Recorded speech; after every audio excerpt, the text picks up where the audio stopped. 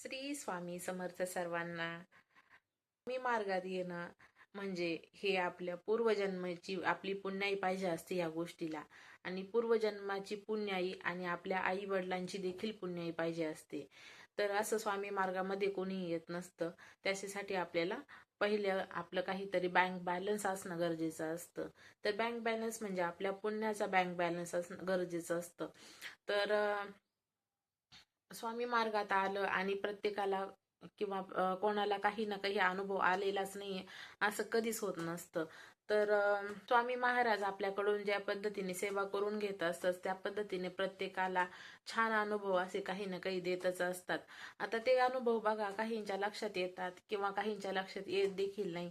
कधी कधी काय होतं, आपल्यावर जे संकट येणार असतं ते अचानकपणे निघूनही जातं. ते आपल्या लक्षात पण येत नाही. स्वामी महाराज ते आपल्याला निवारण करत असतात. पण कधी कधी काय होतं, आपल्या लक्षात येतं की नाही नाही, ही गोष्ट स्वामींमुळेच झाली बरं का. म्हणजे आपण अनुभव देत असतात. स्वामी महाराज अनुभव देत असतात आणि त्याची प्रचिती अनेक भक्तांना आलेली आहे. असाच एक अनुभव आज मी तुमच्या सोबत शेअर करणार आहे. तर तो अनुभव दुसरा तिसरा कोणाचा नसून मी स्वतः त्या अनुभवाची साक्षीदार आहे. तर झालेलं असं होतं की खूप उन्हाळ्याचे दिवस होते आणि मी आणि माझी बहीण आम्ही दोघी जणी देखील माहेरी गेलेलो होतो. तर मी शक्यतो आता 4 ते 5 वर्ष झाले, 5 वर्ष झाले स्वामी मार्गात आहे मी. त्या अगोदर बघा, मी आपला जो वारकरी संप्रदाय आहे त्यात होते, अजूनही त्यात आहे. म्हणजे असं नाही की मी फक्त स्वामींचंच करते, त्याबरोबर मी समजा एखादं कीर्तन असेल गावात तर ते देखील अटेंड करत असते, किंवा काही प्रवचन किंवा हरिपाठ या गोष्टी देखील मी जातच असते. परंतु स्वामी मार्ग येण्यासाठी मला काही कारण झाली, त्यामुळे मी स्वामी मार्गात आलेले आहे. मी आले त्यानंतर मग माझी आई, माझी बहीण या सर्वजण स्वामी मार्गात आले हळूहळू करून. तर तर मग आई देखील आता स्वामी भक्त आहे.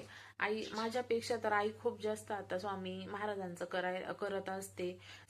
तिचे सारखे स्वामी चरित्राचे पारायण, गुरुचरित्र, केंद्रात जाणं, एका महिन्याची आरती किंवा नैवेद्य घेणं हे तिचं सुरूच असतं. आता मला थोडंसं केंद्र जरा लांब आहे आणि जरा आता बघा, आपलं किती नाही म्हटलं तरी आता लहान मुलं, त्यामुळं जरा माझं थोडंसं किती नाही म्हटलं तर थोडंसं दुर्लक्ष होतं. परंतु पारायण वगैरे ह्या गोष्टी माझ्या घरातल्या घरात चालूच असतात. मग काय काय झालं, आई आई तर खूपच करायला लागली होती स्वामी महाराजांचं वगैरे, तिचे खूप खूप वाढत गेले होते. आणि झालं असंच की माहेरी यात्रेच्या निमित्ताने आम्ही दोघी बहिणी, तिथे दोन्ही भाऊ वगैरे आम्ही सगळेजण जमलेलो होतो. आणि त्या दिवशी आम्ही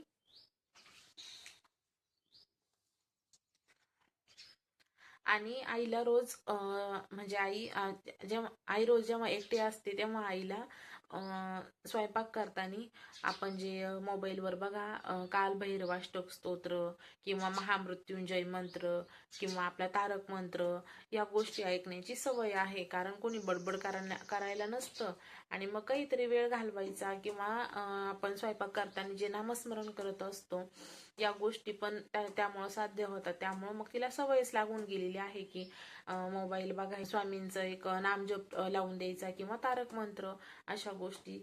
तर अशाच पण पण आम्ही गेल्याच्या नंतर मग लहान मुलं घरात आमच्या सोबत. आणि तुम्हाला तर माहितीये, माहेरी गेल्याच्या नंतर किती गोंधळ असतो तो. तर मग आम्ही आमचे मुलं असल्यामुळे खूप गोंधळ घरामध्ये. मग आईचं मोबाईलकडे दुर्लक्ष होत असतं. तर असंच काही झालं. तर सर्वजण सकाळी 10-11ची वेळ असेल, आम्ही पावभाजीचा मेनू बनवलेला होता. तर सर्वजण आता पावभाजी खायला बसणारच. तर तितक्यात आईला काय आठवलं की आपण काल दळण टाकलेलं होतं गिरणीमध्ये आणि आपण दळण आणायचंच विसरून गेलेलो आहे.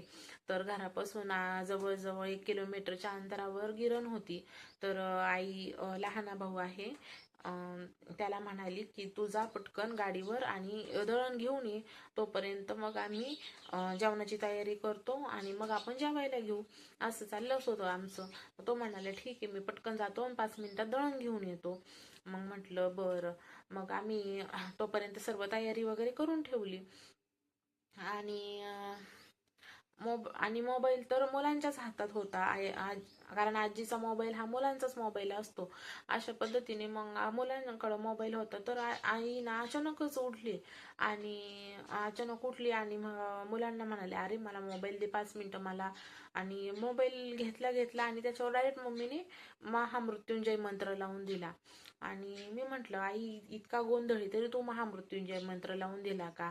आई म्हणे रोज मला सवय सवय म्हणे लावण्याची. म्हटलं बरं ठीक आहे. आणि त्यानंतर आम्ही 2च मिनिटं बसलो असेल फक्त घरामध्ये, तर आम्हाला अचानकच इतका जोरात, म्हणजे आमचं घर रस्त्यापासून 300-350 मीटर अंतरावर आहे. तर तो आणि इतका जोरात ब्रेक दाबल्याचा आम्हाला आवाज आला. आम्ही खूप गडबडून गेलो. म्हटलं कोणाचा आवाज आला काय माहिती, गाडी इतका ब्रेक दाबल्याचा. आणि आणि दुसरी गाडी पण असं इतका वाजल्याचा आवाज आला, म्हणजे असे 2 आवाज झाले. ब्रेक मारल्याचा आवाज आला आणि एक गाडी साईडला असं घसरत गेल्यासारखा आवाज आला. कारण तो रोड पूर्ण डांबरी रोड होता, किंवा आपला जे पक्के रस्ते असते तो रोड होता तो. तर आमचा घरामध्ये इतका विषय झाला का कोणाच्या गाडीचा आवाज येतोय असं. आणि त्यानंतर 2च मिनिटामध्ये माझ्या भावाचा, म्हणजे जो दळण आणायला गेलेला होता त्याचा, माझ्या मोठ्या भावाला कॉल आला की तू पटकन रस्त्याला ये आणि मी गाडीवरून पडलेलो आहे असा आम्हाला. आणि इतकं आम्ही घाबरलो. आम्ही जोरात जोरात पळत गेलो रस्त्याला आणि बघितलं तर जो असतो त्याच्यावर बघा, जर एखादं ब्रेक मारलेला असलं गाडीनी तर आहे ना असं खाली त्याचे निशाण पडलेले असतात. तर जवळजवळ इतके लांबपर्यंत निशाण होते. तर म्हणजे जीव बघून इतका घाबरलेला होता की बस, त्या माणसाने कशी त्याचे ब्रेक दाबले असतील त्याची त्यालाच माहिती. पण माझा भाऊ अचानकच गाडीवरून खाली पडला. काय झालं, तो रस्त्याने येत होता आणि त्याने इंडिकेटर न दिल्यामुळं, खरं चूक तर त्याचीच होती, भावाचीच चूक होती. इंडिकेटर न दिल्यामुळं त्याला उजव्या साईडला वळायचं होतं, त्याने इंडिकेटर दिलंच नव्हतं. आणि मागच्या गाडीला काय माहिती याला वळायचंय म्हणून, तर तो माणूस त्याच्या नादात चाललेला होता. मागचा 4 व्हीलरवाला होता. मग त्यांनी त्याच्या नादात चाललेला होता. हा अचानकच वळाला आणि त्या बिचाऱ्याने त्यांनी कशी त्याला देवानी बुद्धी दिली, किंवा त्यांनी कशी स्वामींनी बुद्धी दिली असं म्हणायचं आपण. आणि त्यांनी बिचाऱ्याने एकदमच ब्रेक दाबले आणि यांनी पण त्याची गाडी जागेवर थांबवली आणि हा थोडासा साईडला पडला. याला काहीही दुखापत झाली नाही, फक्त असं इथं हाताला त्याच्या थोडंसं खरचटलेलं होतं. मी स्वतः तिथं पळत गेले. मला इतकी धाकधूक, मी म्हटलं आता काय झालं असेल, काही नाही. पण काही झालं नाही. अक्षरशः माझ्या भावाने स्वतःनी उठून गाडी उभी केली आणि आम्हाला स्वतः फोन देखील केलेला होता. तुम्हाला सांगताना सुद्धा माझ्या अंगावर काटा येतोय. तो जिथं पडला तिथं खूप मोठा औदुंबराचं झाड आहे आणि त्याच्या खाली दत्त महाराजांची स्थापना देखील केलेली आहे. म्हणजे खूप मोठी मूर्ती नाही, इतकी छोटी मूर्ती आहे. आणि आपली जी पितळेची मूर्ती असती बघा, आपण आपल्या देवघरामध्ये ठेवतो अशाच पद्धतीची मूर्ती आहे तिथे देखील. घंटी वगैरे असं छान असं सारवण्यासाठी असं छोटासा ओटा वगैरे तयार केलेला आहे. तर तुम्हाला सांगते, स्वामी महाराजांची आणि फक्त दत्त महाराजांची कृपा म्हणायची. आम्हाला इतका सुंदर अनुभव त्या दिवशी स्वामींनी दिला. तो अनुभव मी माझ्या आयुष्यामध्ये कधीच विसरू शकत नाही. स्वामी महाराजांची कृपा. आणि त्या जो 4 व्हीलरवाला जो होता त्याला स्वामी महाराजांनीच ती गाडी थांबवली म्हणायचं, किंवा त्याला बुद्धी दिली का तू आता ती गाडी थांबव. आणि सर्वात महत्वाची म्हणजे मला नंतर एक गोष्ट क्लिक झाली देखील, स्वामी महाराजांनी मम्मीला किंवा माझ्या आईला मृत्युंजय मंत्र लावावा असं त्यांनीच सांगितलं. मला तर असं वाटतं का त्यांनीच माझ्या मम्मीला आठवणीत आणून दिलेला असेल की जा आता तू मोबाईल घे आणि त्याच्यावर महामृत्युंजय मंत्र लाव.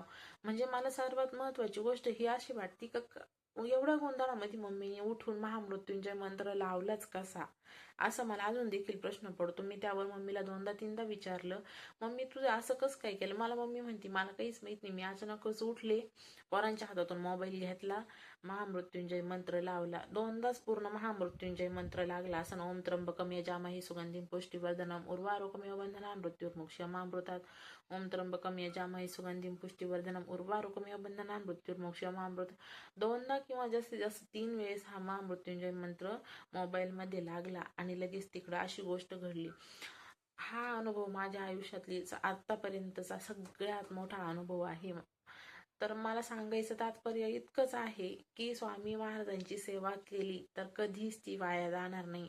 आपली मुलं बाळ असो किंवा आपला नवरा असो किंवा आपल्या बाकीच्या काही गोष्टी असो, आपण जी सेवा केलेली असते ना ती ही सर्वांनाच लागू होत असते. बघा, घरातील कुठलीही एक व्यक्ती असो, तिने एखाद्या व्यक्तीने जरी घरात सेवा केली ना तर त्या व्यक्तीमुळं पूर्ण कुटुंब देखील आबाधित राहत असतं. त्यामुळं प्रत्येक घरातल्या एक माणूस तरी स्वामी सेवेकरी झालाच पाहिजे.